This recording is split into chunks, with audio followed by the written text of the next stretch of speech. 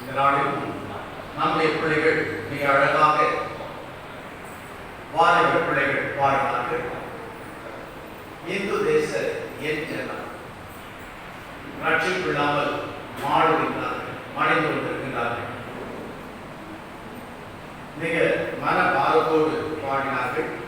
நம் ஜனம் இந்த தேசத்தில் ரட்சிக்கப்பட வேண்டும் என்று சொன்னார். அந்த நற்செய்தியை நாம் அறிவிக்க வேண்டும். ஆண்டவராகிய இயேசு கிறிஸ்துவினுடைய சுவிசேஷத்தை நாம் அறிவிக்க வேண்டும். அது மாத்திரமல்லாமல் சிறு பிள்ளைகள் மிக அழகாக ஆண்டவருடைய வசனங்களை மனப்பாடம் செய்து அவர்கள் சொன்னார்கள். பிள்ளைகளுடைய உள்ளத்தில் அந்த வசனங்கள் ஆழமாய் பதிந்து வரும் காலத்தில் பிள்ளைகள் எல்லாம் கற்றுக்கிறது எழுப்பி பிரகாசிக்க அவர்களுக்காக நாம் ஜெபிப்போம். என்னை கேட்டால் என்னுடைய சிறு பிராயத்தில் கூட இந்த சின்ன வயதில் வசனங்களை அவ்வளவாக மனப்பாடம் செய்து நான் சொன்னதில்லை. எனவே இந்த பிள்ளைகளை பயிற்றுவிக்கின்ற பெற்றோருக்காக நான் கற்றுக்கு நான் சொல்கின்றேன். ஒவ்வொரு பிள்ளைகளையும் கர்த்தருக்குள் வழிநடத்த வேத அணிகளை வளர்த்து இந்த உலகத்தில் தேவனுடைய சாட்சிகளாக வாழ அந்த பிள்ளைகளை உருவாக்குகின்ற பெற்றோர் தேவை. பணம் கட்டி பெரிய படிப்பை படிக்க வைக்கலாம், என்ஜினியர் டாக்டர் என்று ஆக்கி விடலாம். ஆனால் அவர்கள் கர்த்தருக்கு பயன்பட முடியாதபடி வேத வசனத்தில் அவர்கள் வேறு ஒன்றாதபடி வளர்வார்கள் என்று சொன்னால் பிரயோஜனம் கொண்டுள்ளது. எதை வேண்டுமென்றாலும் நாம் சாதிக்கலாம். வேதம் சொல்கின்றது, ஒரு மனுஷன் உலகத்தையே ஆதாயப்படுத்திக் கொண்டாலும் தன் ஆத்மா நஷ்டப்பட்டு போனால் லாபம் என்ன? நம் பிள்ளைகள் ஒவ்வொருவரும் இந்த உலகத்தில் எப்படி வாழ்ந்தாலும் கர்த்தருடைய பிள்ளைகளால் வாழ்ந்து பரலோக ராஜ்யத்தை சுதந்திரித்துக் கொள்ள வேண்டும். எனவே பெற்றோருக்கு நான் மறுபடியும் நன்றியை தெரிவித்துக் கொள்கிறேன். அவர்களுக்கு வேத வசனத்தை சொல்லிக் கொடுத்து அவர்களை கர்த்தருடைய பிள்ளைகளாக வளர்த்து வருகிற உங்களை தெய்வம் ஆசீர்வதிப்பாராக. இந்த நாளிலும் கர்த்தருடைய வேதத்தை நாம் தியானிக்க வசனத்துக்கு நாம் கவனத்தை திருப்புவோம். இந்த நாட்களிலே மக்கள் எப்படி இருக்கிறார்கள் என்று சொன்னால், எங்கும் மக்கள் அலைந்து திரிந்து கொண்டிருக்கிறார்கள். எங்கே மக்கள் செல்கிறார்கள்? கூட்டம் கூட்டமாய் செல்கிறார்கள், தனித்தனியாய் செல்கிறார்கள், குடும்பமாய் செல்கிறார்கள், வாலிபர்களாய் செல்கிறார்கள். எங்கே செல்கிறார்கள்? எதை தேடுகிறார்கள் என்று சொன்னால் சந்தோஷம். கிறிஸ்தவர்களுடைய வாழ்க்கையில் கூட எல்லாம் இருக்கிறது. ஆனால் என் வாழ்க்கையில சந்தோஷம் இல்லை, என் வாழ்க்கையில சமாதானம் இல்லை. கொஞ்சம் நான் சந்தோஷமாய் இருக்க வேண்டும். இரவும் பகலும் சம்பாதிக்கிறேன், மனதிலே பாரம், ஒரு நிம்மதி இல்லாத ஒரு வாழ்க்கை. எனக்கு சந்தோஷம் வேண்டும் என்று சந்தோஷத்தை தேடுகிறார்கள். இயேசு கிறிஸ்து என் வாழ்க்கையில ஆசீர்வாதங்களை கொடுக்கிறார். ஆனால் சந்தோஷம் இல்லாத ஒரு வாழ்க்கை. கொஞ்ச நேரம் ஆலயத்துக்கு சென்றால் அங்கே ஆண்டவரை சந்தோஷமாய் துதிக்கலாம், அல்லது அங்கு பாடுகின்ற மக்கள் வாசிக்கின்ற இசை கருவிகளை கேட்கும் பொழுதாவது கொஞ்சம் நிம்மதியை காணலாம், அல்லது வேறு எந்த விதத்தில் நான் சந்தோஷத்தை காண முடியும் என்று மக்கள் ஓடிக்கொண்டிருக்கிறார்கள். ஆனால் தேவனுடைய பிள்ளைகள் சந்தோஷமாய் இருக்கிறார்கள் என்று சொன்னால், அப்படியா? நாம் ஏன் சந்தோஷமாய் இருக்கக்கூடாது? எப்படிப்பட்ட சந்தோஷமுள்ள பிள்ளைகள் இருக்கிறார்கள் என்பதை, இருந்திருக்கிறார்கள் என்பதை அருமையாக வாசிக்க கேட்ட அந்த வேத பகுதியில அப்போஸ்தலனாகிய பவுல் சொல்கிறார். நான் வாசித்துக் கொண்டிருந்த பொழுது ஒரு போதகர் சொன்னார், சபையிலே எல்லோரும் கூடினார்கள். ஆராதனை ஆரம்பிப்பதற்கு முன்பாக திடீரென்று 2 மனிதர்கள் துப்பாக்கிகளை ஏற்றிக் கொண்டு உள்ளே ஓடி வந்தார்களாம். ஓடி வந்து முன்னே நின்று அவர்கள் சொன்னார்களாம், நீங்கள் இயேசு இயேசு என்று சொல்லுகின்றீர்கள், அப்படி என்ன இயேசு உங்களுக்கு செய்து விட்டார்? இப்பொழுது இயேசுக்காக நாங்கள் எதையும் தாங்குவோம், இயேசுக்காக நாங்கள் பாவங்களை சகிப்போம் என்றெல்லாம் நீங்கள் சொல்லுகின்றீர்கள் அல்லவா? இயேசுக்காக இப்பொழுது நீங்கள் என்ன செய்ய போகிறீர்கள்? நாங்கள் உங்களை சுட்ட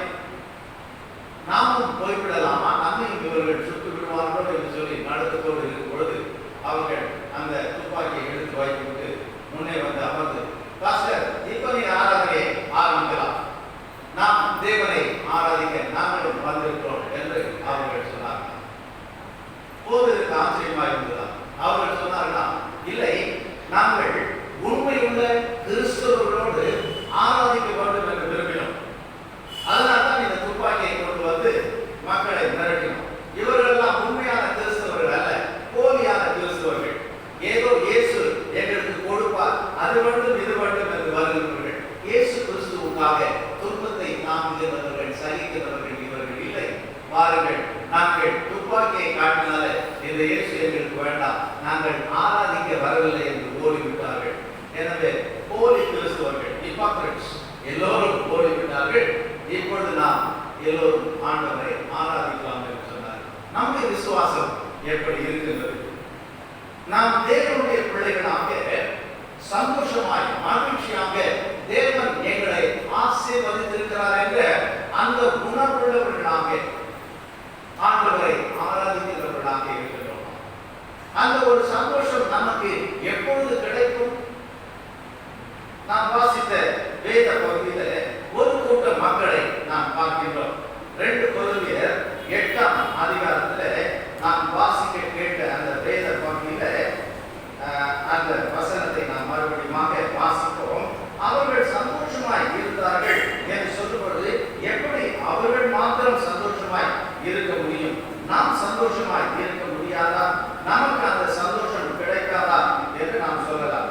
அதில் நீங்கள் வாசியுங்கள் 8ஆம் அதிகாரத்தில் 2ஆம் வசனம்.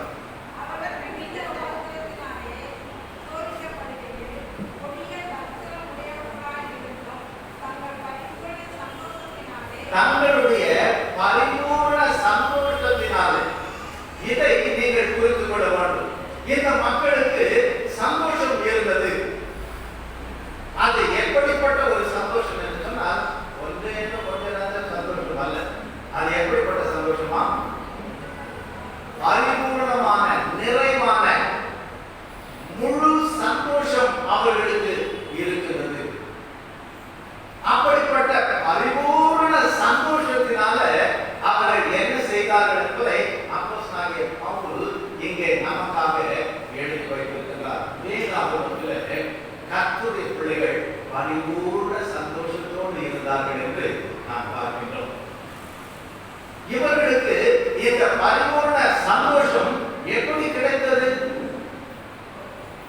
இந்த ஜனங்கள் எப்படிப்பட்டவர்கள் என்பதை நாம் பார்க்கும் பொழுது இந்த பவுல் மிக சிறப்பாக அவர் எழுதுகிறார்.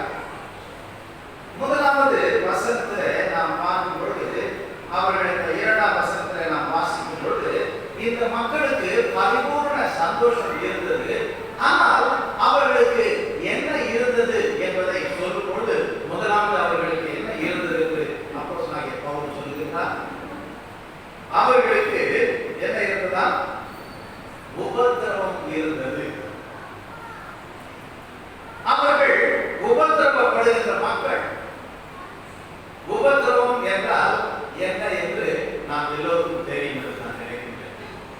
உபத்திரவம் என்றால் என்ன? ஏன் என்ன பாடாம இருக்கிற என்று நாம் சொல்லுகிறோம். என்னை இப்படி உபத்திரவப்படுத்துகிறேன் என்றெல்லாம் சொல்லுகிறோம். அதன் அர்த்தம் என்ன? தாங்க முடியாத ஒரு கஷ்டத்தை கொண்டு வருவது உபத்திரவம். அந்த உபத்திரவத்தின் மத்தியில் இருக்கின்ற மக்கள் பரிபூர்ண சந்தோஷம் உள்ளவர்களாக இருக்கிறார்கள் என்று அப்போஸ்தலனாகிய பவுல் சொல்லுகிறார். உபத்திரவத்தின் மத்தியிலே சந்தோஷமா எப்படி இருக்க முடியும்? ஆனால் தேவனுடைய பிள்ளைகள் உபத்திரவத்தின் மத்தியிலும் அந்த குறைவற்ற பரிபூர்ண சந்தோஷம் உள்ளவர்களாக இருந்தார்கள். அப்போஸ்தலனாகிய பவுல் எவ்வளவு மிகுந்த ஞானம் உள்ளவர், அறிவுள்ளவர், படித்தவர் என்று சொன்னால் உபத்திரவம் என்றால் கொஞ்சம் கொஞ்சம் உபத்திரவம் என்று நாம் நினைக்கலாம். இவர் சொல்றாரு கொஞ்சம் ஏதாவது கஷ்டம் இருந்திருக்கும், அதை போய் இவர் உபத்திரவம் அப்படின்னு சொல்றார் என்று நினைக்கலாம். ஆனால் வாசிகள் அது எப்படிப்பட்ட உபத்திரவமா? எப்படிப்பட்ட உபத்திரவம்? மிகுந்த உபத்திரவம், கொஞ்ச நேரம் அல்ல. அவர்கள் மிகுந்த உபத்திரவத்தில் இருக்கிற மக்கள். ஆனால் அப்படி மிகுந்த உபத்திரவத்தின் மத்தியிலே இருக்கிற மக்கள் பரிபூர்ண சந்தோஷத்தோடு கூட தேவனை ஆராதிக்கின்ற பிள்ளைகளாக அவர்கள் இருந்திருக்கிறார்கள். இந்த மிகுந்த உபத்திரவம் அவர்களுக்கு இருந்தது என்று பார்க்கின்றோம். சரி, உபத்திரவம் எல்லாருக்கும் தான் இருக்குது, கஷ்டம் எல்லாருக்கும் தான் இருக்குது. ஆனால் அவர்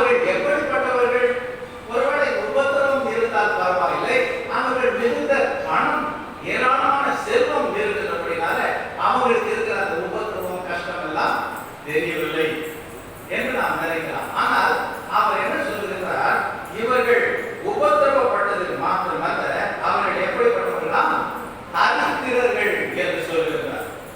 தரித்திரர் என்று சொன்னால் எப்படி, என்ன அர்த்தம் என்று நமக்கு தெரியும். நம்ம நிறைய நேரங்களில் இந்த வார்த்தைகளை பயன்படுத்தும். ஏதாவது நமக்கு கஷ்டம் வந்துவிட்டால் அதை யார் மீது போடுவது என்று நமக்கு தெரியவில்லை. நமக்கு ஏதாவது தீங்கு வந்துவிட்டால், நமக்கு ஏதாவது ஒரு பிரச்சனை வந்துவிட்டால் தர்மம் என்று நாம் சொல்கிறோம். சில நேரங்களில் பிரசவிக்கும் பொழுது, முதல் பிரசவம் என்று சொன்னால் அது ஏதோ மறுஜென்மம் எடுப்பது என்று சொல்வதை போல, அந்த தாய் பிழைப்பார்களா என்று சொல்வதற்கில்லை. எனவேதான் அந்த பிரசவமாய் இருக்கும் பொழுது, அந்த 9ஆம் மாதம் என்று நினைக்கிறேன், அந்த பெண்ணை அழகுபடுத்தி பார்ப்பார்கள். இந்த பெண் பிரசவத்துக்கு சென்று மறுபடியும் உயிரோடு பார்க்க முடியுமா இல்லையா என்று தெரியவில்லை என்று அலங்கரித்து பார்ப்பார். அது என்ன சொல்லுவாங்க, வடை காப்பு. எல்லாரும் இருக்கிற வடையோட 2 வடையில் போட்டு போவாங்கல்ல. எனவே அப்படி அவர்கள் பார்க்கும்போது 2வது பிரசவத்தை செய்வாங்களோ ஒவ்வொரு குழந்தைக்கும் முதல்ல. ஏன்னா அது என்ன என்று சொன்னால், முதல் பிரசவத்துக்கு சென்று அந்த பிள்ளை உயிரோடு திரும்புவார்கள். அப்படி அந்த பெண் மறித்து விட்டால் அவ்வளவுதான். பிறந்த பிள்ளை குறைச்சிச்சுன்னா என்ன சொல்லுவாங்க, தர்த்தம் பிறக்கும் போது என்ன செஞ்சுச்சா, ஆதாரம் நிமிஷம். எது நடந்தாலும் எதையாவது வைத்து, அல்லது நமக்கு ஏதாவது பிரச்சனை நடந்திருக்கும், நம்ம வீட்டுக்கு அப்பதான் யாராவது வந்திருப்பாங்க, வரும்போது இது வந்ததுல இருந்துதான் என்று நான் சொல்லுகிறேன். தரித்திரம் என்று சொன்னால் ஒன்றுமே இல்லை, வறுமை, கொஞ்சம் கூட நமக்கு தேவையான பொருட்கள் அது இது என்று எதுவுமே இல்லை. அதுதான் தரித்திரம். அதையும் எப்படிப்பட்ட தரித்திரம் என்று சொல்லும் பொழுது அப்போஸ்தலனாகிய பவுல் எழுதுகிறார், எந்த மாதிரி தரித்திரமா, கொடிய தரித்திரம். ஏன்னா அழகா அவர் சொல்லுகிறார், இவங்க தரித்திரம் முடிச்சவர்களாக இருந்தாலும் இவர்கள் பரிபூர்ண சந்தோஷம் உள்ளவர்களாக இருந்தார்கள். அது எப்படி புரியும் என்று நாம் நினைக்கலாம். அவர்களுக்கு இருந்த தரித்திரமோ கொடிய தரித்திரம். உபத்திரவப்படுகிறவர்கள், மிகுந்த உபத்திரவத்தின் மத்தியிலே இருக்கின்றவர்கள், தரித்திரம் பிடித்தவர்கள், வறுமையிலே இருக்கின்றவர்கள், கொடிய தரித்திரத்தின் மத்தியிலே இருக்கிறவர்கள் பரிபூர்ண சந்தோஷத்தோடு கொண்டிருக்கிறார். இன்றைக்கு எனக்கு சந்தோஷம் இல்லை என்று சொன்னால், எனக்கு இந்த உலகத்திலே பணம், வசதி, வாய்ப்புகள் இருந்தால் சந்தோஷமாய் இருந்து விடலாம் என்று மக்கள் நினைக்கிறார்கள். எனவேதான் அவர்கள் என்ன நினைக்கிறார்கள், இந்த இயேசு கிறிஸ்து எனக்கு கொஞ்சம் பணம் கொடுத்து விட்டால், நான் செழிப்பாய் மாறிவிட்டால் சந்தோஷப்படுவேன் என்று சொல்லி, ஆண்டவரே எனக்கு அந்த பணம் தேவை. இயேசு கிறிஸ்து நீங்கள் விரும்புகிற பணத்தை கொடுப்பார் என்று சொன்னால் எப்படி என்று சொல்லும் பொழுது, அந்த பணத்தை ஆண்டவருக்கு நீங்கள் கொஞ்சம் கொடுங்கள், கொடுத்தால் அவர் நிறைய கொடுப்பார். நீ கொடுக்கின்ற அளவுதான் அவரும் கொடுப்பார். கர்த்தருக்கு நீ கொடுத்தால் அவர் உனக்கு கொடுப்பார் என்று சொல்லும் பொழுது, அதை நம்பி ஆண்டவருக்கு கொடுத்து ஆண்டவரை டெஸ்ட் பண்ணுவோம். அவங்களுக்கு கொடுத்தாராமே, எனக்கு கொடுக்க கூடாதா, நானும் கொடுத்து பார்க்கிறேன் என்று சொல்லி ஆண்டவருக்கு அதுக்காகவே பணம் கொடுக்கிறோம். அப்படி மக்கள் இருக்கிறாங்க இல்லையா? நம்ம கூட சில நேரத்தில் அப்படி செஞ்சு பார்க்கிறோம் இல்லையா?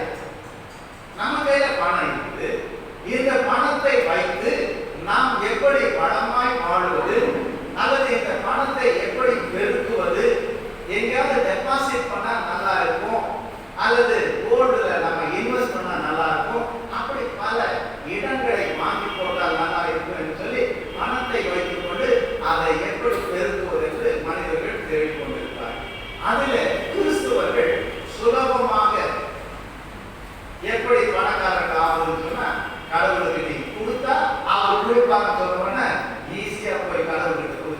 பணம் கிடைக்குமா அப்படின்னு பார்த்துட்டு இருக்கிறவங்க நான் கொடுத்தேன், இயேசு கொடுத்தாருன்னு சொன்னோன்னே அந்த இயேசு தான் எனக்கு வேணும் அப்படின்னு சொல்லி கூட்டமா போய் பணத்தை கொடுத்து கொடுத்து கொடுத்து பார்த்து. எனவே எனக்கு சந்தோஷம் வேண்டும், அதற்கு பணம் கொடுக்கின்ற இயேசு வேண்டும். அவர் சும்மா தர மாட்டார், நீ கொடுத்தால் கொடுப்பாருன்னு சொன்னா அதை நம்பி வாழுகின்ற மக்கள் உண்டு. ஆனால் இவர்கள் பணம் கொடுக்கின்ற இயேசுவை தேடவில்லை.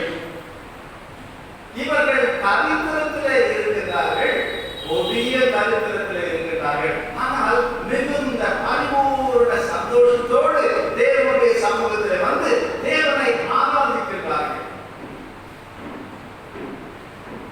எப்படிப்பட்ட அந்த சந்தோஷத்தை இவர்கள் பெற்றுக்கொள்ள என்ன செய்திருப்பார்கள்? எப்படி அவர்களுக்கு அந்த பரிபூர்ண சந்தோஷம் கிடைத்தது? அதை நாம் வேதத்தில் நாம் தியானித்து ஆண்டவரே, நாம் கூட தரித்திரனாய் இருந்தாலும் அந்த சந்தோஷத்தோடு உம்மை ஆராதிக்கின்ற ஒரு ஆத்மாவாய் இருக்க வேண்டும். என் தேவன் என்னோடு கூட இருக்கும்போது இந்த தரித்திரம் என்னை என்ன செய்யும்? கொடிய தரித்திரம் வந்தாலும் நான் கர்த்தருடைய பிள்ளை என்ற அந்த விசுவாசத்தோடு கூட நாம் இருக்கின்றோமா?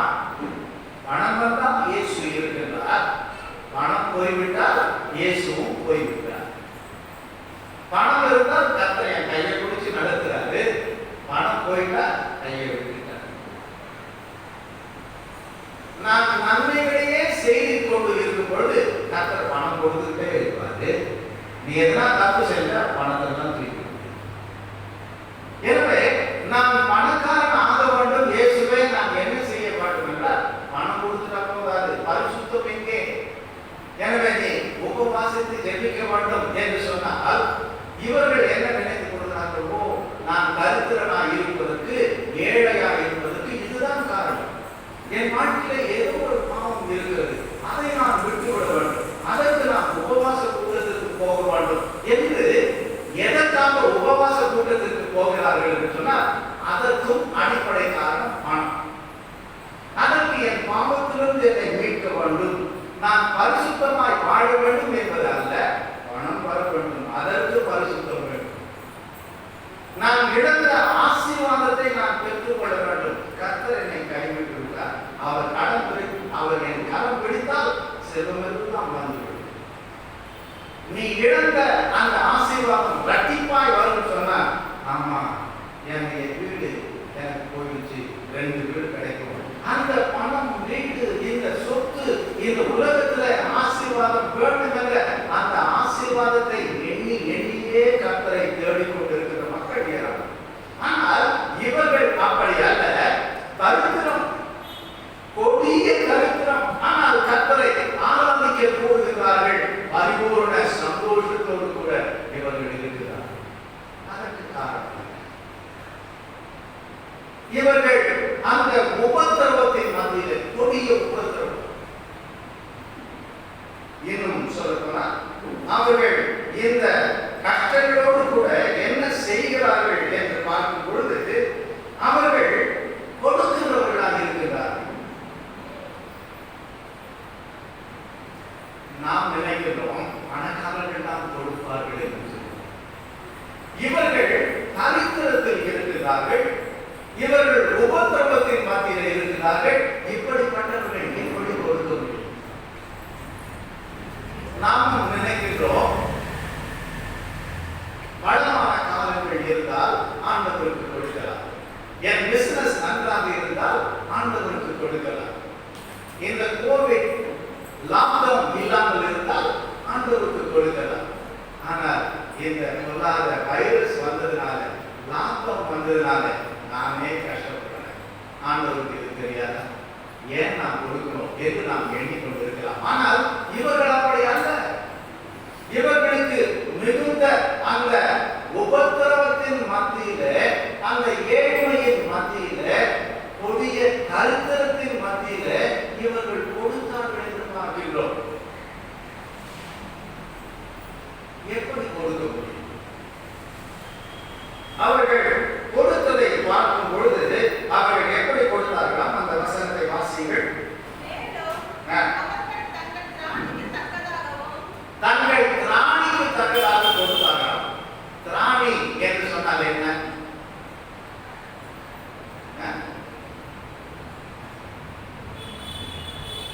திராணின்னா நமக்கு தெரியல. அவங்களுக்கு இருக்கிற பலன் நம்ம சில நேரத்துல இதெல்லாம் ஃபைன் கொடுப்போம். ஆனா அது டக்குன்னு கேட்கும் போது மனசு வராது.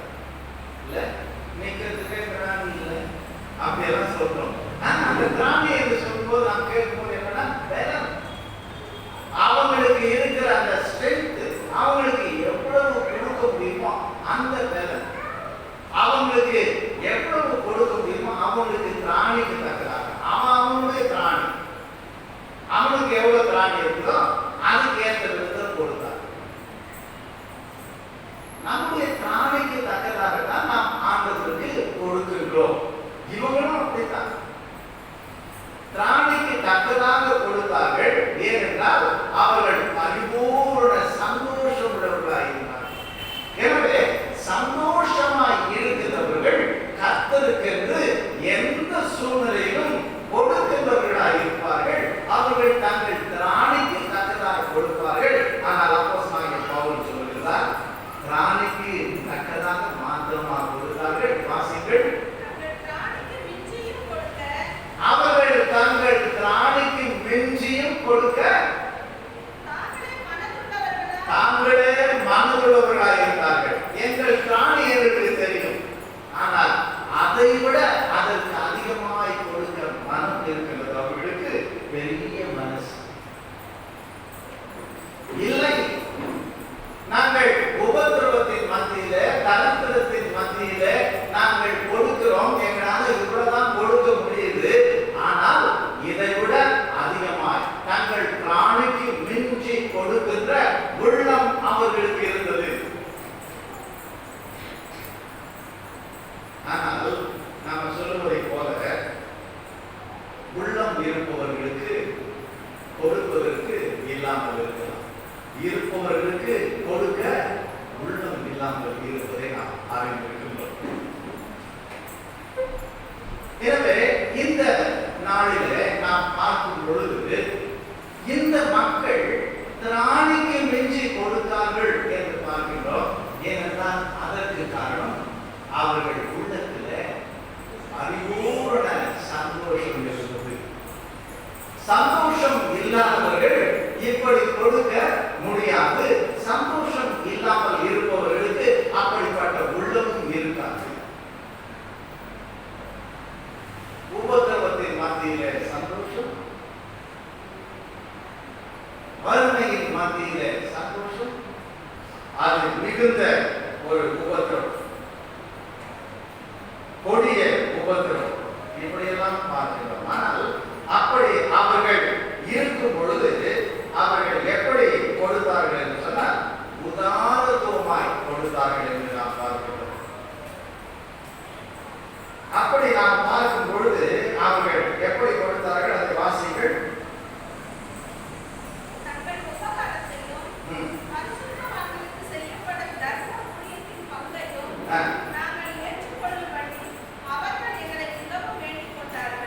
இப்ப அவங்க என்ன சொல்றாங்கன்னா, எங்களால முடிஞ்ச அளவு நாங்கள் கொடுக்கிறோம், இதை ஏற்றுக் கொள்ளுங்கள் என்று சொல்றாங்க. அவங்க எப்படி சொல்றாங்கன்னா, எப்படி மிகவும் வருந்தி, இல்ல தயவு செய்து இதை ஏற்றுக்க அப்படின்னு சொல்றாங்க. நாங்க கொடுப்பதை வேண்டாம்னு சொல்லிடாதீங்கன்னு சொல்றாங்க.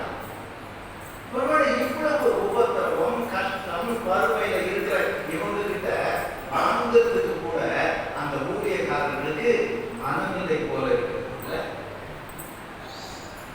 இவங்க தான் இந்தாங்க அப்படின்னு கொடுக்குறாங்க. ஆனா இந்த காலத்துல கொடுக்க முடியாதவர்களை கூட எப்படி கொடுக்க, அப்படி கொடுக்க, இது வேணும் அது வேணும்னு கேட்கிற ஊழியக்காரர் தான் இருக்கிறாங்க. ஒழிய இவங்க அதற்கு மாறாக தாங்களே முன் வந்து அந்த பரிபூர்ண சந்தோஷத்தினால எங்களுக்கு கஷ்டம் இருக்குதுங்க, ஆனாலும் இதை வாங்கி கர்த்தருக்காக நாங்கள் கொடுக்கணும் என்ற அந்த உள்ளம் மிகுந்த, அந்த உள்ளம் மகிழ்ச்சியினால, சந்தோஷத்தினால தயவு செய்து வேண்டாம் சொல்லி வருந்தி அவர்கள் கொடுக்கிறார்கள், உதாரத்துவமாய் கொடுக்கிறார்கள். இந்த பரிபூர்ண சந்தோஷத்தினாலே அவர்கள் உதாரத்துவ மொத்தமாய் கொடுத்தார்கள் என்று நாம் பார்க்கிறோம். இதற்கெல்லாம் காரணம் என்ன? அவர்கள் எப்படிப்பட்டவர்கள் என்று சொல்லும் பொழுது முதலாவது வசனத்தை வாசிங்கள்.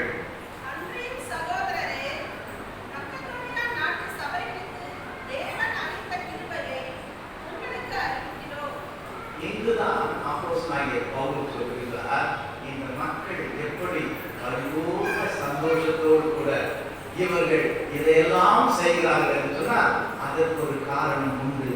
அது என்ன? அவர்கள் கிருபையை பெற்றவர்கள்.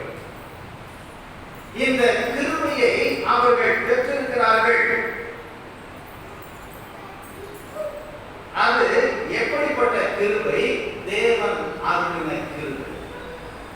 தேவன் கிருபையை தந்திருப்பார் என்று சொன்னால் அந்த உள்ளத்துல பரிபூர்ண சந்தோஷம், மகிழ்ச்சி இருக்கும். இந்த கிருபை நமக்கு இல்லை என்று சொன்னால் நாம் எங்கு தேடினாலும், நாம் என்ன செய்தாலும் அந்த பரிபூர்ண சந்தோஷம் நமக்கு கிடைக்காது என்பதை நாம் அறிந்து கொள்ள வேண்டும். இது தேவன் அருளுகின்ற கிருபை.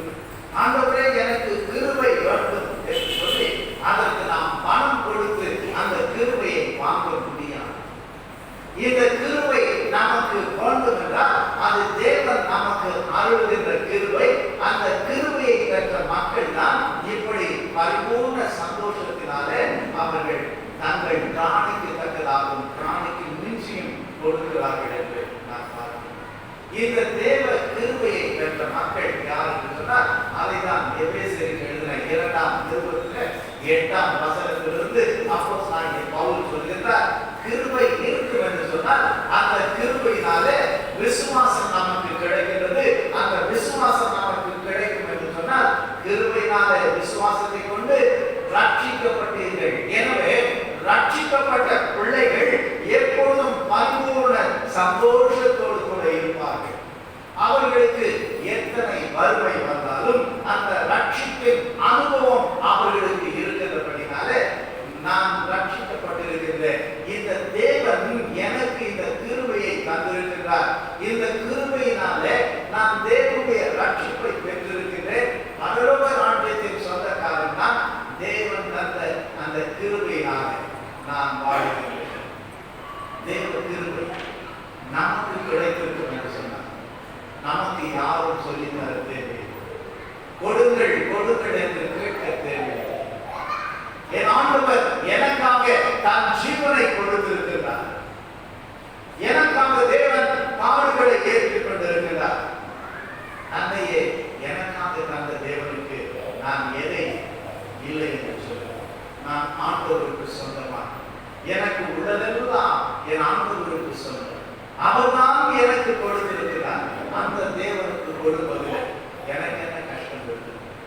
எந்த கஷ்டம் வந்தாலும் தேவனுக்கு நான் கொடுப்பேன் என்ற அந்த ஒரு மனம் அவர்களுக்கு இருந்தபடினாலே கிருபையை பெற்றவர்கள். அவர்கள் எப்படி கொடுத்தார்கள் என்று பார்க்கும் பொழுது வாசிகள் மறுபடியும் அந்த வசனத்தை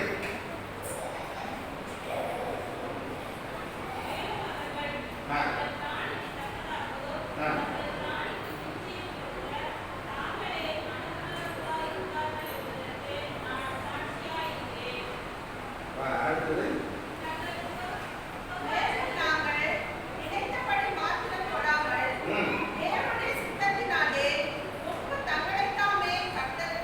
எங்க பாருங்க, நாங்க நினைச்ச மாதிரி இல்லை.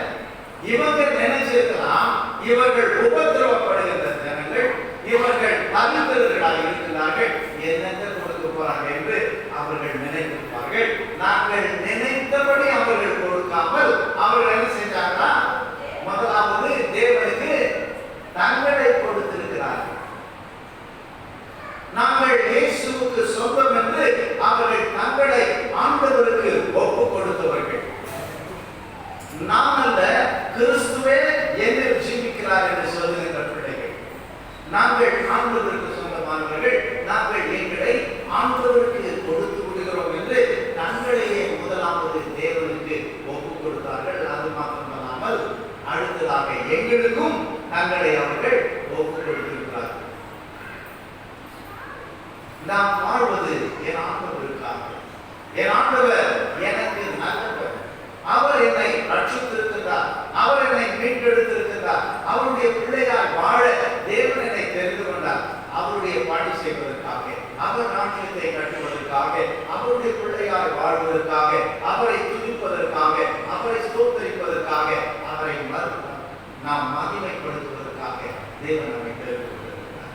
முறுமுறுக்கிற வாழ்க்கை நமக்கு தேவையில்லை. நாம் தேவனிடத்துல கிருபை பெற்றவர்களாக இருப்போம் என்று சொன்னால் தேவனை நாம் மகிமைப்படுத்துவோம். யாரெல்லாம் தேவனுடைய கிருபையை பெற்றிருக்கிறார்கள், வேதத்திலே கிருபை பெற்றவர்கள் யார் இருக்கிறார்கள் என்று நாம் கொஞ்சம் நினைத்து பார்ப்போம் என்று சொன்னால் அவர்கள் வாழ்க்கையிலிருந்து நாம் அநேக காரியங்களை கற்றுக்கொள்ள முடியும். யார் கிருபையை பெற்றவர்கள்? மரியாள். எப்படி தெரியும்? தேவ தூதன் வந்து சொல்றார், மரியாளே கிருபை பெற்றவளே என்று வாழ்கிறார். அந்த கிருபை பெற்றவள் என்ன செய்கிறாள்?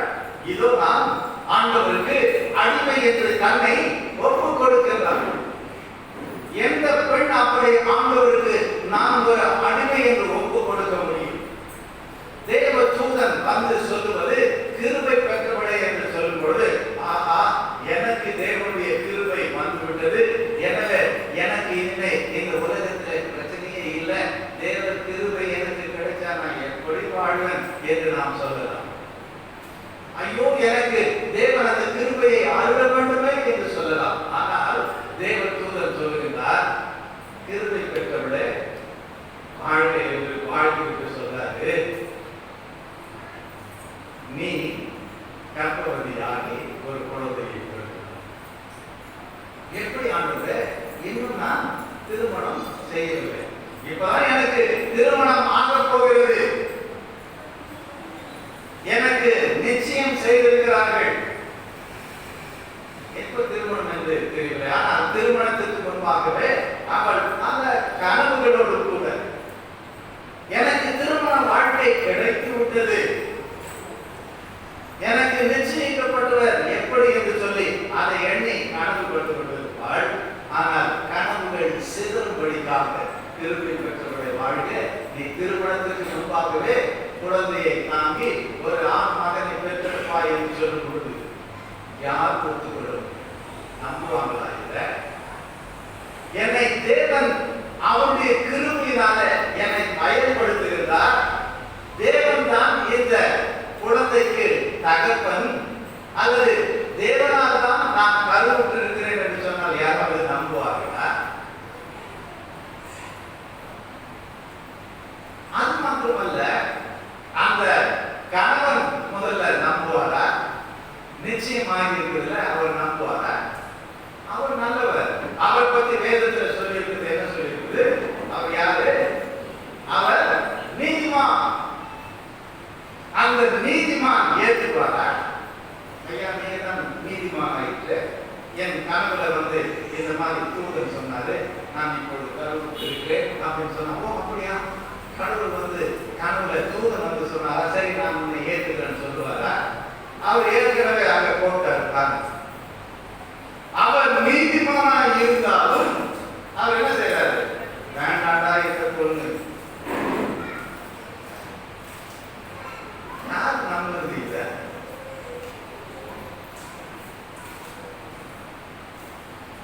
யார் கருக்கணும், என்னவோ எப்படி ஆச்சோ,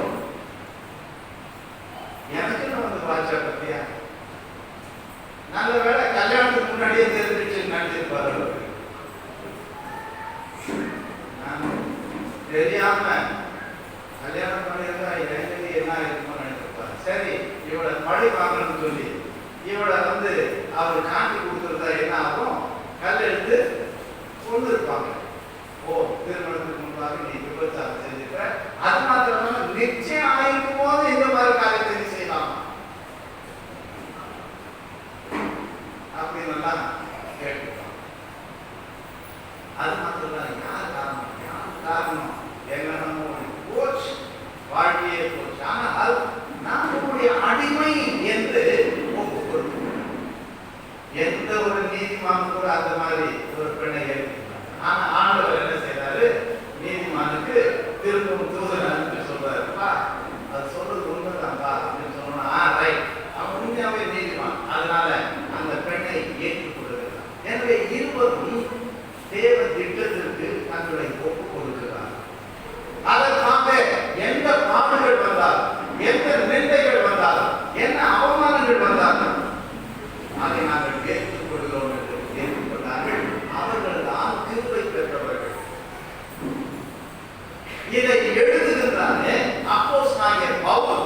அவர் சொல்றார், நானும் கிருபை பெற்றவன் தான் என்று சொல்கிறார்.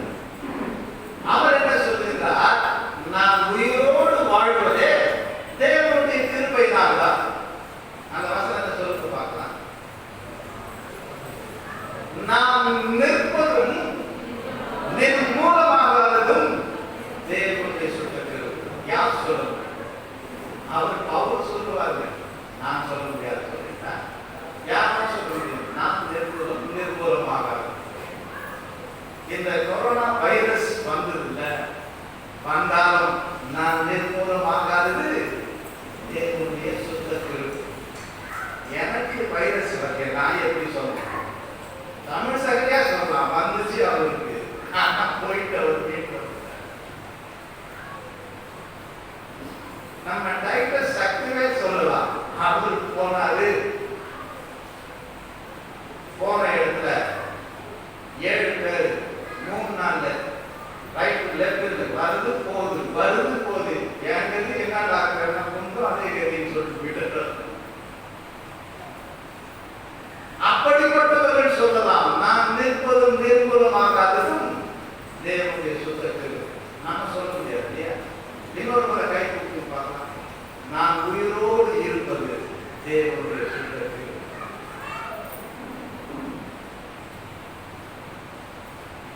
யாருக்காவது சந்தேகம் இருக்கிறா? நம்ம சொல்றோம், நான் இல்லைன்னா நீ என்ன பெரிய ஆயிருப்பேன் நம்புறோம்ல. ஆமா, இவர் இல்லைன்னா நான் உழைக்கவே முடியாது. யாருடைய மனுஷனுடைய உதவிகள் இருந்தாலும் அல்லது டாக்டர் சொல்லலாம், அவர் தான் தெய்வம் மாதிரி உயிரே போயிருக்கும், டாக்டர் தான் உயிரை காப்பாற்றினார். ஆனால் எப்படி இருந்தாலும் என்று நாம் ஜீவனோடு கூட இருக்கிறோம் என்று சொன்னார், அந்த ஆயுசு நாளை தேவன் தான் கூட்டி கொடுத்திருக்கிறார். இவருக்கு என்ன தெரியும் அப்படின்னு நம்ம நினைக்கலாம். நானும் எங்களுக்கெல்லாம் வைரஸ் வராது, நாங்கெல்லாம் ஊழியம் செய்யறோம். நேற்று முதல் நிறுத்த என்னுடைய மகன் போன் பண்ணாரு, டேடி என்ன அப்படின்னா பாசிட்டிவ் வந்து என்ன பாசிட்டிவ் வைரஸ் பாசிட்டிவ். அப்படியா? அப்படின்னா மம்மி பேனிக் ஆகாதீங்க, வைரஸ் வந்துருக்கு, அதனால வீட்டில் தான் ஏற்று சொல்லியிருக்கிறாங்க, அதை நீங்க மானிட்டர் பண்ணீங்க, உங்களுடைய அந்த ஆக்சிஜன் லெவல் எவ்வளவு இருக்குன்னு பார்த்துங்கன்னா அந்த வேலை போட்டு பார்த்து ஏதாவது அப்படி கொஞ்சம் குறையிற மாதிரி இருக்கிறார்.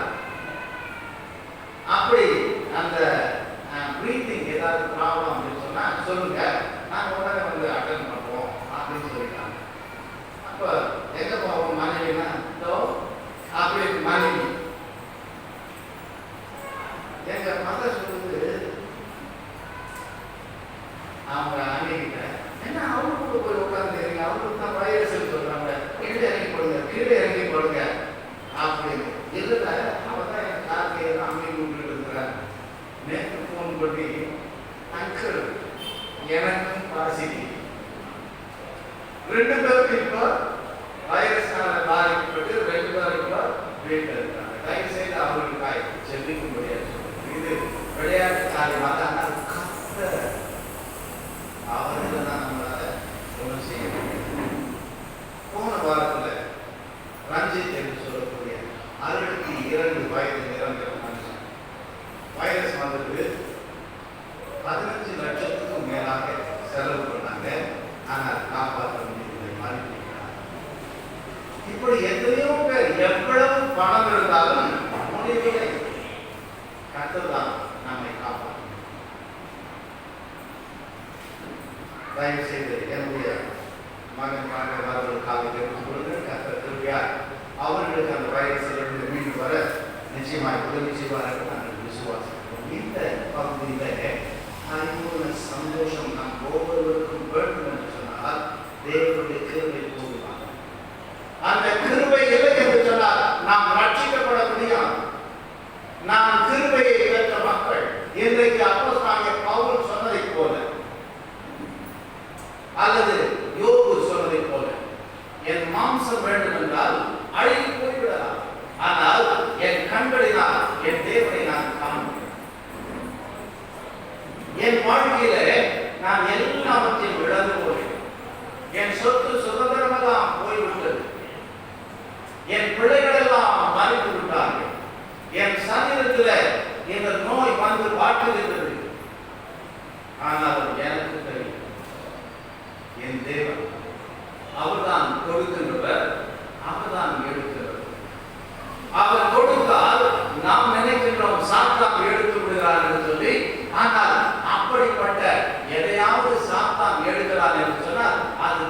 தந்தது அல்ல.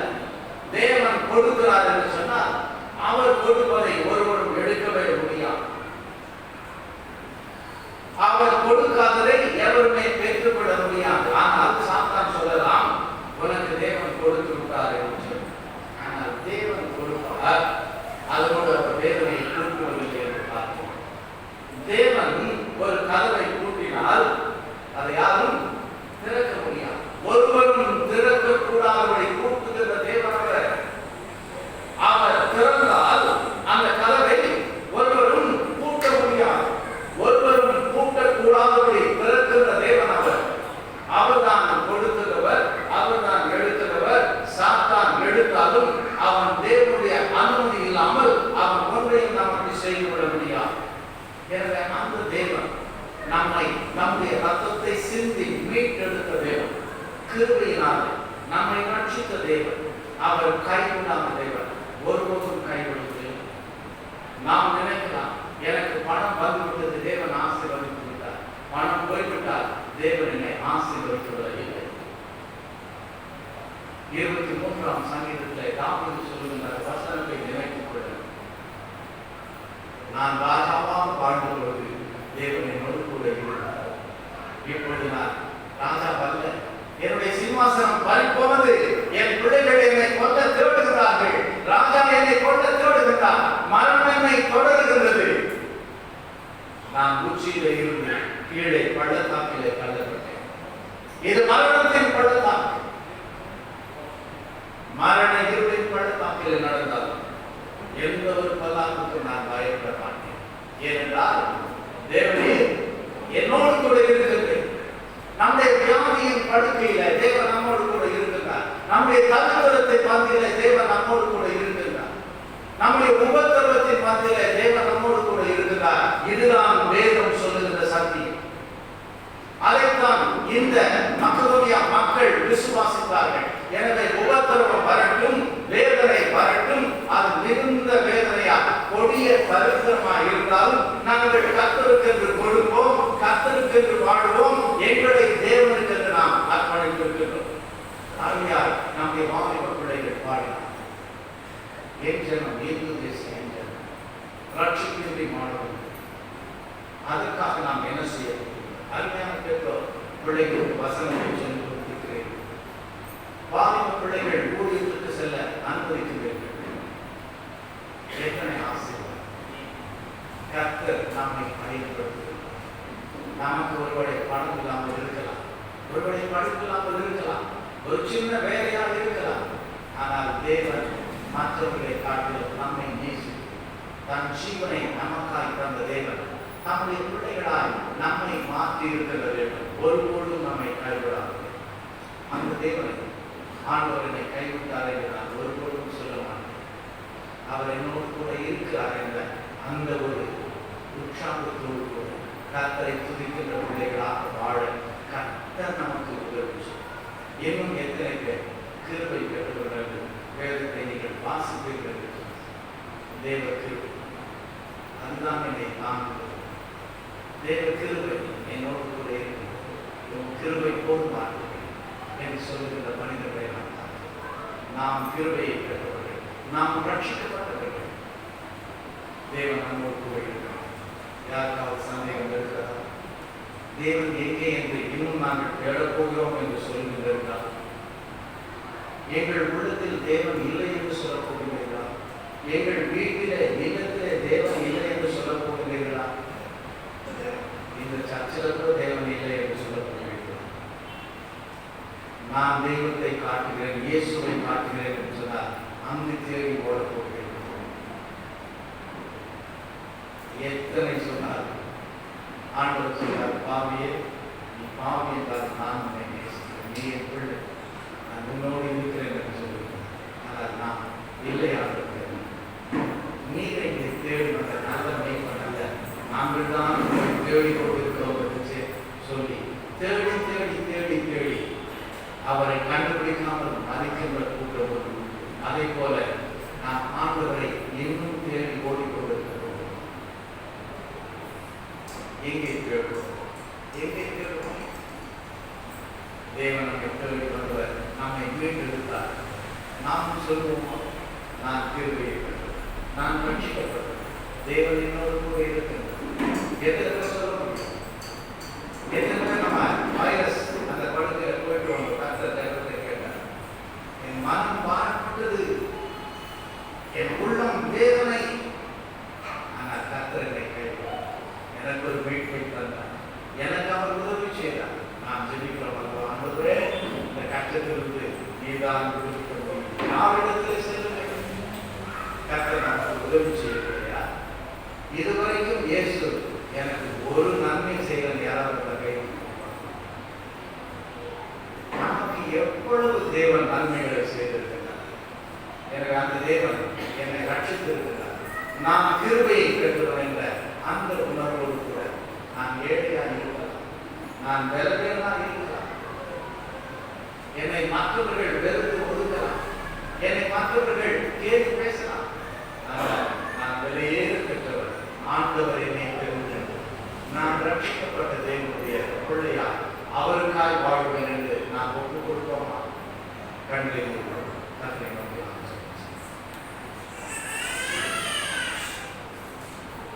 பரிசுத்தமுள்ள எங்கள் பரலோக பிதா, இந்த நாளிலும் கூட தேவ கிருபை எங்களை தாங்குகின்றது. அந்த கிருபையினால், அந்த விசுவாசத்தின் மூலமாய் நாங்கள் ரட்சிக்கப்பட்டிருக்கிறோம். நாங்கள் உன்னுடைய பிள்ளைகள். இந்த விசுவாசத்தை தேவரே நீர் எங்கள் ஒவ்வொருவருக்கும் தந்து இயேசப்பா உமக்கு நன்றி என்று சொல்கின்ற வாழ்க்கையை வாழ நீங்கள் ஒவ்வொருவருக்கும் உதவி செய்யும். இதோ கூட நீர் எங்களுக்கு கொடுத்தது ஏராளம், அதிலிருந்து நாங்கள் கொடுப்பதான மிக சொற்பம். தேவரே என்ன வந்தாலும் தன்னுடைய கிருபையை பெற்று நாங்கள் வாழ்கின்ற பிள்ளைகளுக்கு உலகத்துக்கு நாங்கள் சொல்ல எங்கள் ஒவ்வொருடைய விசுவாசத்தை பலப்படுத்தும். கர்த்தர் ஆசீர்வாதம் தருகிறவர், எடுத்து விடுகிறவர். கர்த்தர் எப்பொழுதாவது வருவார், அவர் என்னை கைவிட்டு விட்டு போய்விடுவார் என்றெல்லாம் தவறான சத்தியத்தை நம்பி ஓடிக்கொண்டிருக்கின்ற மக்களாய் நாங்கள் எல்லாம் படி எங்கள் வாழ்க்கையில பரிபூர்ண சந்தோஷத்தினால் நிறைந்து வாழ்ந்த அந்த மக்களுடைய மக்களை போல் நாங்கள் வாழ எங்களை கர்த்தர் ஆசீர்வதிக்க நாங்கள் சொல்லிக்கிறோம். எங்கள் மீட்பர் ரட்சகர் இயேசு கிறிஸ்துவின் மூலம் நன்றி செலுத்தி ஜெபிக்கிறோம். எங்கள் ஜீவனுடன் ஆமென்.